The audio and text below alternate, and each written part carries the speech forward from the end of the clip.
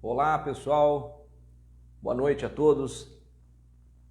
Sejam bem-vindos aqui à nossa página do Instituto de Caridade Flor de Maio, onde nós fazemos às sextas-feiras o nosso Evangelho, onde nós trazemos aqui um pouquinho do Evangelho de Jesus, do Evangelho do Cristo, à luz da doutrina espírita.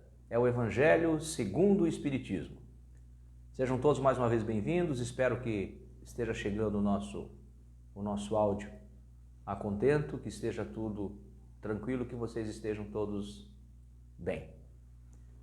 Nós vamos falar hoje lá de um tema do capítulo 10 do nosso Evangelho, bem-aventurados os que são misericordiosos, e trazemos especialmente uma passagem sobre a reconciliação com os nossos adversários. Reconcilie-se com os seus adversários. Isso Jesus deixou essa narrativa em uma de suas passagens, em um de seus momentos com os seus discípulos, e ele disse, que nós, se procurássemos nos reconciliar o mais rápido possível, com os nossos adversários. E por isso que eu digo que esse é um tema de muita relevância, um tema muito importante, muito atual, que nós vivenciamos aí no nosso dia a dia. Nós temos uma facilidade, em função do nosso orgulho, das nossas vaidades, nós acabamos aí não só causando descontentamento, como também nos não concordando, nos descontentando com muitas passagens, das pessoas que estão no nosso caminho, daqueles que estão no nosso convívio. E a gente acaba muitas vezes fazendo muitos adversários. Alguns usam o termo inimigos, eu não gosto de usar esse termo porque acho ele muito pesado, embora os inimigos existam sim. Mas talvez a gente tenha uma dificuldade enorme em se reconciliar com os inimigos, Mas então vamos falar assim dos adversários, daqueles que a gente tem aí nossas pequenas querelas do dia a dia, que nós discordamos, que nós não gostamos, muitas vezes até nós nem conhecemos pessoalmente as pessoas e já não gostamos dela e passamos então aí a nos posicionar e muitas vezes em atitudes que não são boas para nós, quanto mais para o outro, mas principalmente para nós. Lembrando que tudo aquilo que nós emanamos através do nosso pensamento e através da nossa palavra, das nossas ações, digamos assim, tem um retorno. E é com esse retorno exatamente que nós temos que tomar o devido cuidado.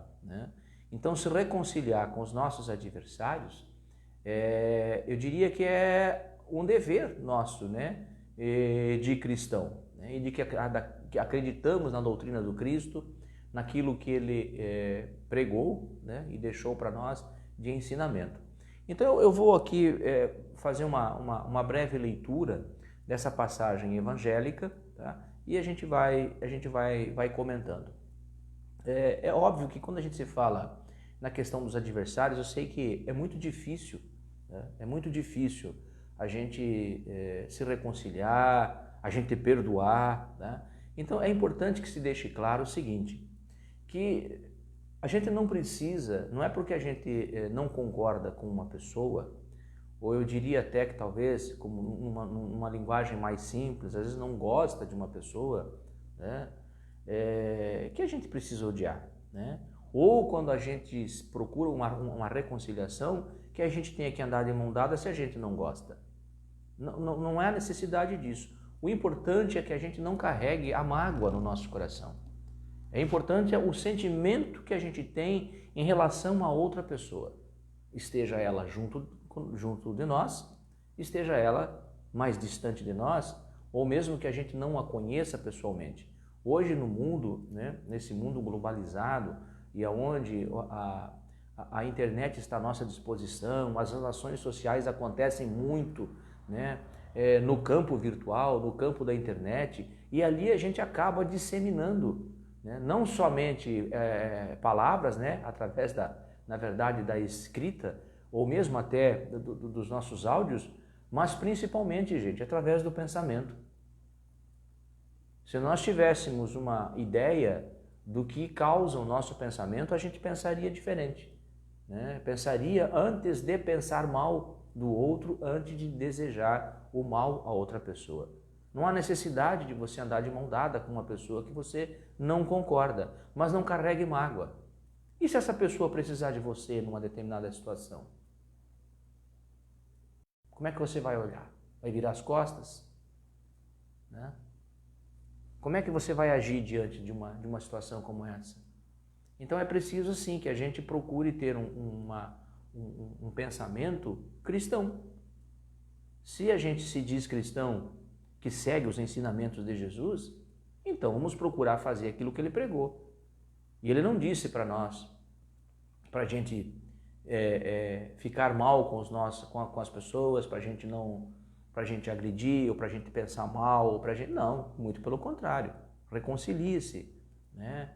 Procure deixar essas questões que são menores de lado, né? E procure olhar essa pessoa como um irmão que você é, um igual ao seu, que defeitos você também tem. E aí, muitas vezes, o que você acha do outro, também tem, procure pensar o que o outro acha de você, né? Muitas vezes, eu digo sempre que a gente funciona como um espelho, né?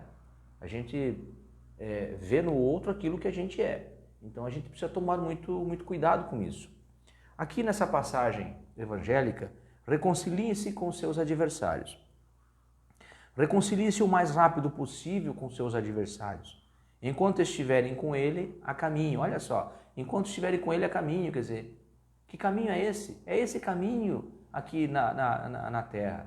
É esse caminho que nós fazemos com os nossos irmãos. Seja ele um familiar, seja ele um amigo, seja ele um conhecido, seja ele aquilo que nós, entre aspas aqui, um estranho, que na verdade pode ser um estranho nessa vida, né? Mas não foi para nós um estranho. Então, reconcilie-se com esse que está, eu diria, ombreado com você em alguma situação, para que não ocorra que seus adversários o entreguem ao juiz e o juiz os entregue ao ministro da Justiça e que seja enviado à prisão. Em verdade, eu digo a vocês que não sairão de lá, né, enquanto não pagarem até o último centavo. Isso é uma passagem de Mateus, no capítulo 5, versículo 25 e 26. Na prática do perdão, assim como na prática do bem, além do efeito moral, existe também o efeito material. Sabemos que a morte não nos livra dos nossos inimigos. A morte não nos livra dos nossos inimigos. E a gente sempre fala, eu gosto muito de frisar isso, de fazer esse alerta, esse chamamento, no seguinte sentido. Talvez você não acredite na reencarnação e, portanto, não acredita numa outra existência. Então fica difícil entender isso. Mas é importante pensar e refletir. Você que já entende, que acredita na reencarnação, né, que entende a nossa passagem por essa vida, que a vida é eterna, que ela continua, você tem que pensar o seguinte: esse teu adversário de hoje, essa pessoa que você não gosta hoje, nesse período aqui dessa existência, pensa que ao desencarnar essa pessoa, ou eu desencarnar, não sei qual que é um vai antes, outro depois, como é que fica esse relacionamento nosso, né? Um encarnado e outro desencarnado?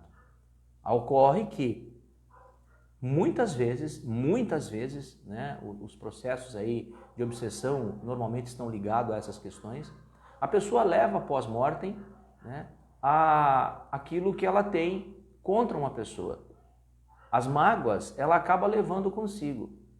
E muitas vezes, e aí claro, depende da elevação, né, moral, a elevação espiritual de cada criatura, ela passa ainda a enxergar o outro que ficou e passa muitas vezes a querer o que nós chamamos aí numa linguagem mais comum, se vingar dessa criatura. É onde a gente vê muitos casos aí de obsessão, né, de espíritos incomodando aqui a criatura que ficou aqui, o irmãozinho que ficou aqui, né? Então é por isso que a gente tem que cuidar com os nossos pensamentos, com as nossas atitudes, com o nosso relacionamento com a outra pessoa, né? Se você tem algo que você de repente não gosta, né? A gente tem isso aqui porque a gente não somos iguais, a gente, né, muitas vezes não pensa diferente, isso é completamente normal, né? Mas não precisamos desejar o mal da pessoa. E nós fazemos isso no nosso cotidiano, né? Pegue você agora, pare na sua consciência e pense um pouquinho. Quantas vezes você pensou mal hoje de uma determinada pessoa?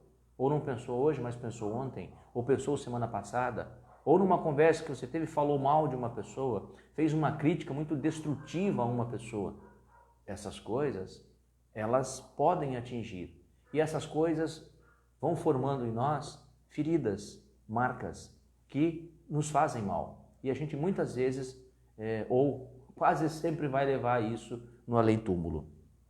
Os espíritos desencarnados que desejam vingança perseguem frequentemente com seu ódio aqueles contra os quais ainda guardam rancor, né? É partir daqui levando o rancor, né, de alguém.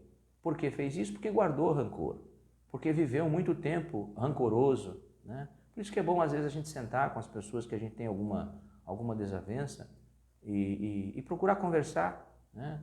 Procurar até fazer um desabafo, mas um desabafo construtivo, né, sem agressão, e se desculpar, pedir desculpa, né?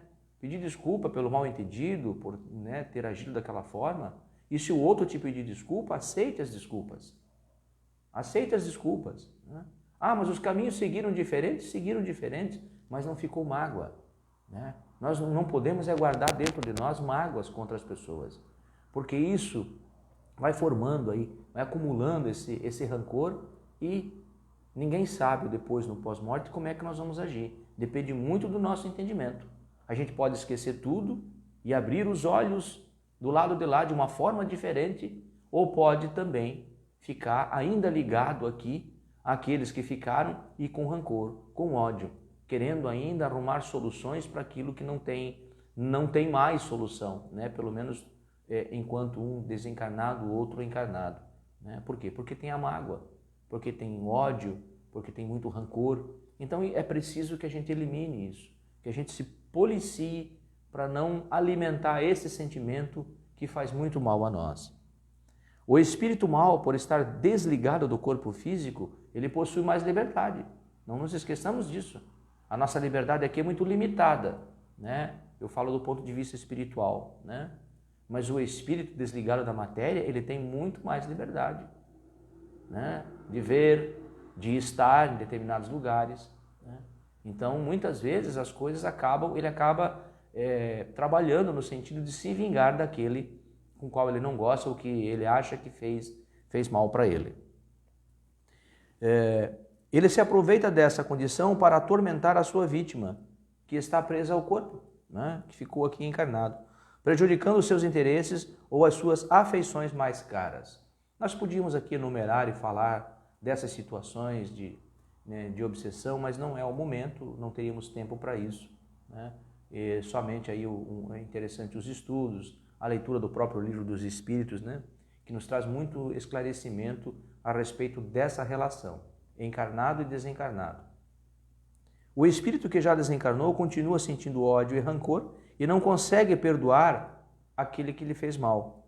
Aí reside a causa da maior parte dos casos de obsessão, como eu disse há pouco. Principalmente aqueles que apresentam maior gravidade, né? Como é o caso de subjugação, né? E até mesmo de possessão. O obsidiado e o possesso são quase sempre vítimas de uma vingança, cuja causa se encontra em uma existência anterior, onde os dois foram responsáveis por condutas erradas, né? Então as nossas condutas, o nosso comportamento aqui junto com os demais, é que pode ou não, né, se transformar de repente numa causa muito mais grave e aonde a gente desencarna levando, né, conosco essas mágoas e essas raivas. Eu estou falando isso quando se não tem entendimento, né, quando se não consegue perdoar, quando se deixa ser envolvido pelas vaidades da vida material, pelo orgulho exacerbado, é isso, né? Então a gente não tem esse entendimento, né? Não aceita isso. né? Para muitas pessoas é olho por olho, dente por dente. Estão lá na pena de talião, quer dizer, né? O mundo já mudou, né? Os ensinamentos de uma época eram para uma época, nós precisamos trazer ele para cá e adaptar ele à nossa realidade, à nossa vivência. É por isso que tem pessoas que têm dificuldade de entender, porque ficam restritas, né, às linhas do Evangelho, né, ou melhor, das palavras e dos ensinamentos que foram passados lá atrás, né? Não consegue interpretar isso, não consegue traduzir isso, né? Por isso que a doutrina espírita ela faz isso, né? A codificação da doutrina foi isso, foi interpretar, né, com o auxílio total da espiritualidade, dos espíritos evoluídos, para nos dizer, ó, o que o mestre disse naquele momento significa isso aqui, né? Então, quando Jesus disse para se reconciliar com seus adversários, né, e traz, né, chama atenção para o que vem depois, é exatamente isso que ele quer dizer. Porque é o além dessa vida, né? É a vida futura, é na vida espiritual que as coisas vão daqui para lá, né, e vêm de lá para cá também, em função da relação que nós temos entre nós, né? Nós irmãos, nós espíritos, né? Almas agora aqui encarnadas. Deus permite que a obsessão aconteça como uma espécie de punição para aqueles que não foram caridosos nem misericordiosos, a não perdoarem os que lhe fizeram mal. Você insiste no mal, planta o mal, não aceita a reconciliação, não aceita o aconselhamento, obviamente você vai colher o quê? Né? Então, a justiça divina, Deus deixa que as coisas fluam dessa forma, né?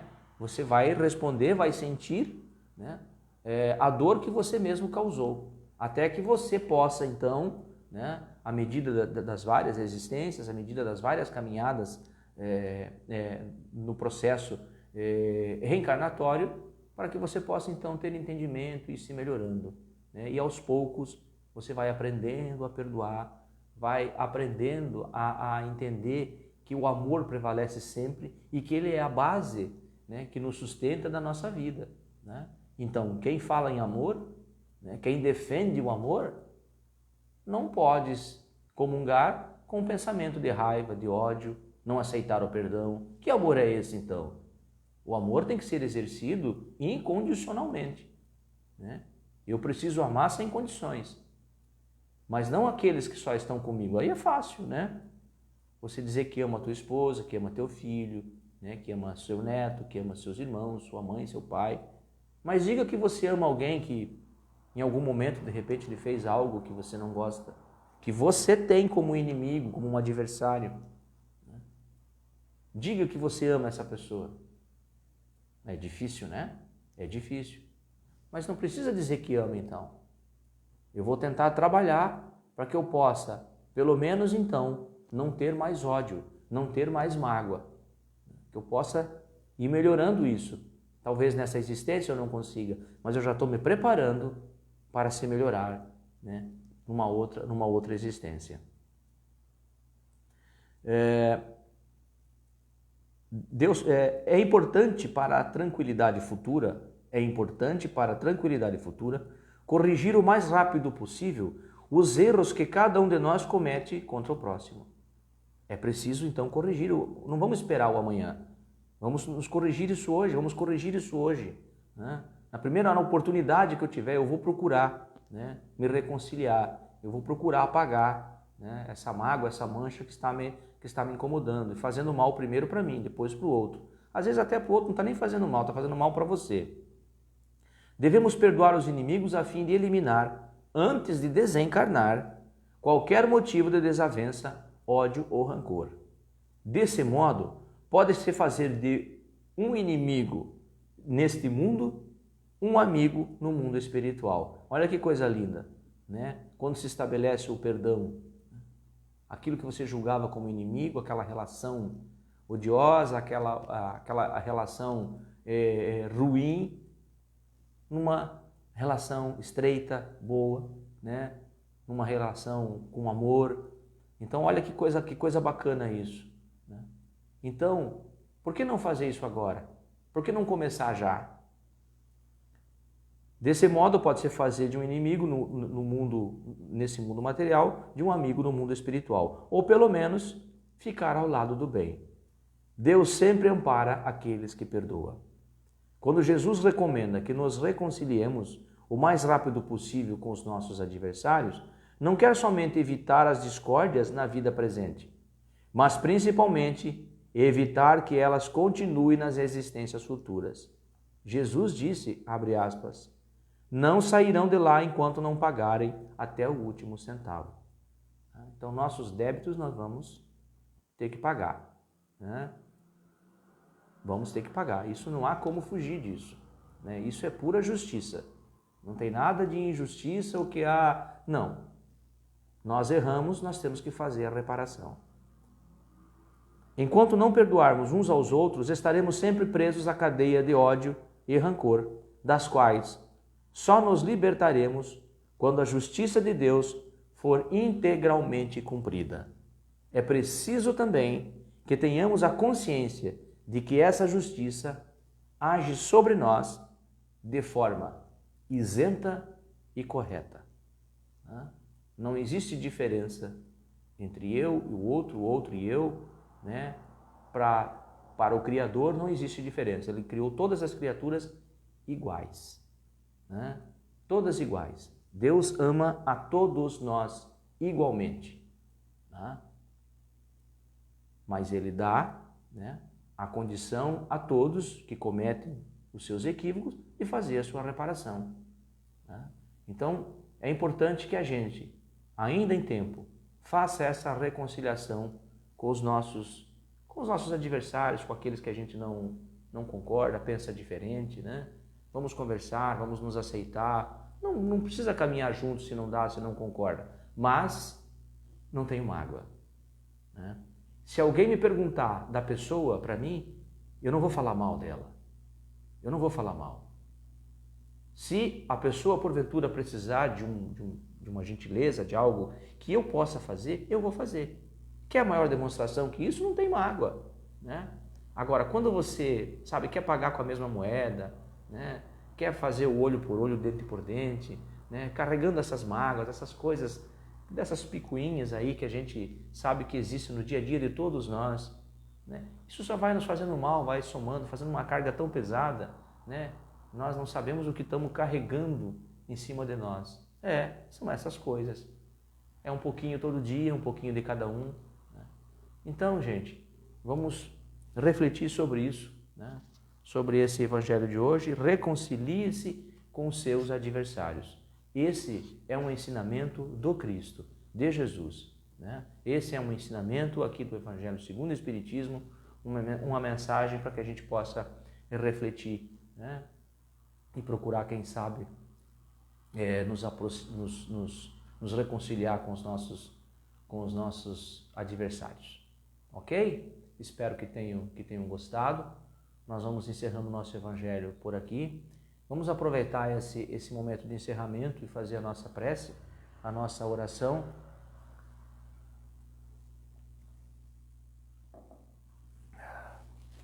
Pedindo ao Pai, né, que nos dê a força necessária para que a gente possa superar aí esses entraves, essas desavenças que a gente muitas vezes carrega no nosso dia a dia, que a gente possa olhar aquele que a gente julga como nosso adversário com outros olhos, né? Com mais paciência, né? Colocando o amor no nosso coração, e deixando fluir, né? Deixando as coisas acontecerem. Tá bom, pessoal? E vamos também aproveitar aí a nossa oração para pedir por aqueles que estão, né, necessitados de toda forma, né? Todos nós somos necessitados, mas existem aqueles que passam por momentos de maior dificuldade, né?